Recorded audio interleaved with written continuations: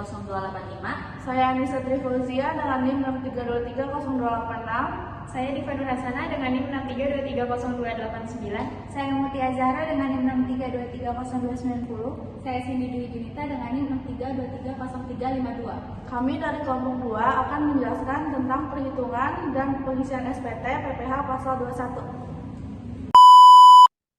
Pajak penghasilan atau PPh pasal 21 adalah salah satu komponen penting dalam sistem perpajakan di Indonesia, khususnya yang berkaitan dengan penghasilan karyawan. Sebagai pajak yang dikenakan atas penghasilan berupa gaji, upah, honorarium, tunjangan, dan pembayaran lain sehubungan dengan pekerjaan. Pemahaman yang tepat mengenai perhitungan dan pemotongan PPh pasal 21 sangat krusial bagi karyawan dan pemberi kerja.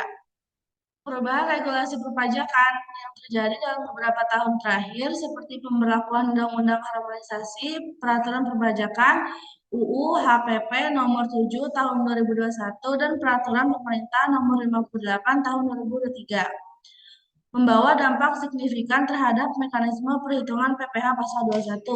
Misalnya, penerapan tarif efektif rata-rata atau TER dan perubahan dalam perhitungan penghasilan tidak kena pajak atau PTKP.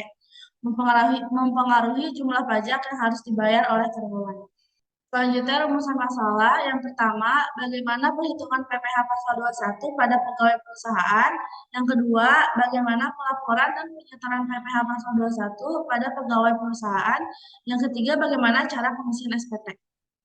Selanjutnya ada tujuan. Yang pertama, untuk mengetahui perhitungan PPh pasal 21 pada pegawai perusahaan. Yang kedua, untuk mengetahui bagaimana pelaporan dan penyetoran PPh pasal 21 pada pegawai perusahaan. Dan yang ketiga, untuk mengetahui bagaimana cara pengisian SPT. Lalu ada pengertian pajak. Pajak adalah kontribusi wajib kepada negara yang terutang oleh orang pribadi atau badan yang bersifat memaksa berdasarkan undang-undang, dengan tidak mendapatkan imbalan secara langsung dan digunakan untuk keperluan negara bagi sebesar-besarnya kemakmuran rakyat. Selanjutnya, pengertian PPh pasal 21.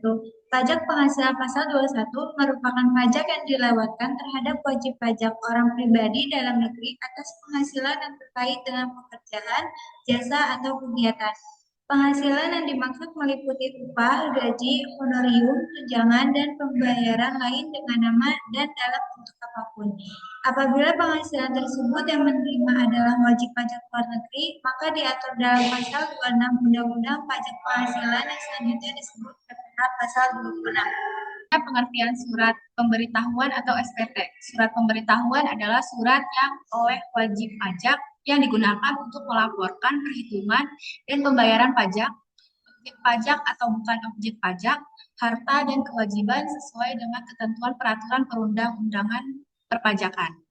Ini terdapat dua macam SPT, yaitu yang pertama, SPT masa adalah surat pemberitahuan untuk suatu masa pajak. Yang kedua, SPT tahunan adalah surat pemberitahuan untuk suatu tahun pajak atau bagian tahun pajak. Selanjutnya, untuk cara pengisian SPT, berikut penjelasannya.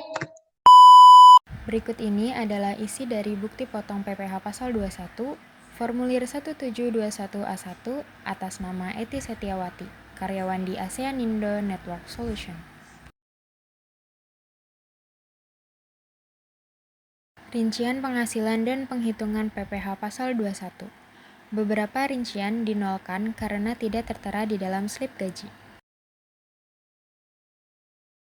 Gaji atau pensiun berkala sebesar Rp60.808.572. Tunjangan lainnya, uang lembur dan sebagainya sebesar Rp17.687.640. THR sejumlah 1 bulan gaji sebesar Rp5.067.381.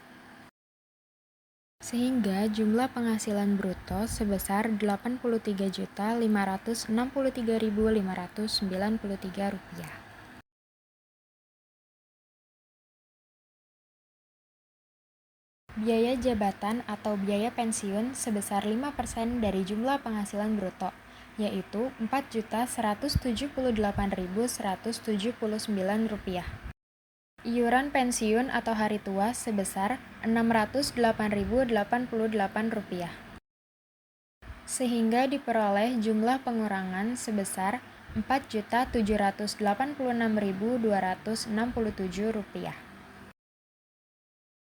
Selanjutnya penghitungan PPh pasal 21.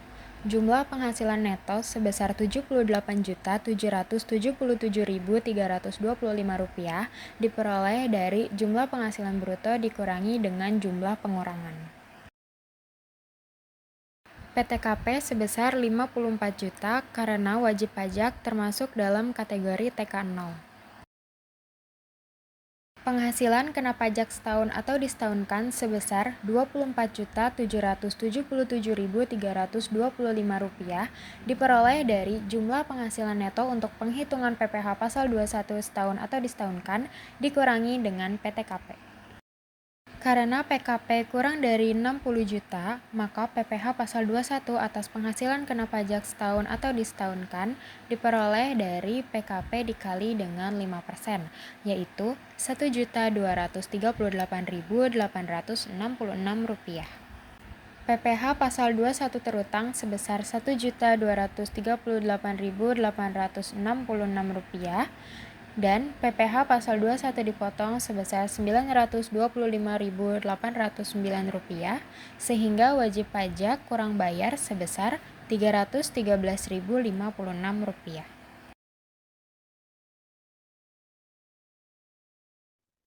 Kesimpulannya, PPh pasal 21 adalah pajak atas penghasilan sehubungan pekerjaan yang diterima oleh wajib pajak orang pribadi dalam negeri.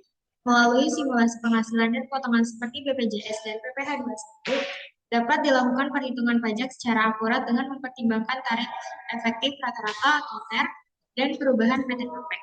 Pelaporan dan perhitungan yang tepat sesuai UU HPP nomor 7 tahun 2021 dan PP nomor 58 tahun 2023 sangat penting untuk menjamin kepatuhan dan akurasi dalam pelaporan pajak. Perusahaan dan pegawai perlu memahami secara mendalam ketentuan PPh pasal 21 serta selalu mengikuti regulasi terbaru.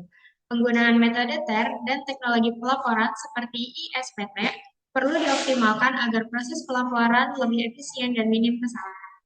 Pegawai juga perlu memahami isi slip gaji dan potongan pajaknya untuk meningkatkan kesadaran hak dan kewajiban. Pemahaman bersama ini akan mendukung pelaksanaan perpajakan yang efektif, transparan, dan bertanggung jawab. A few moments later. Sekian penjelasan dari kelompok kami, kurang lebihnya mohon maaf. Terima kasih. Wassalamualaikum warahmatullahi wabarakatuh.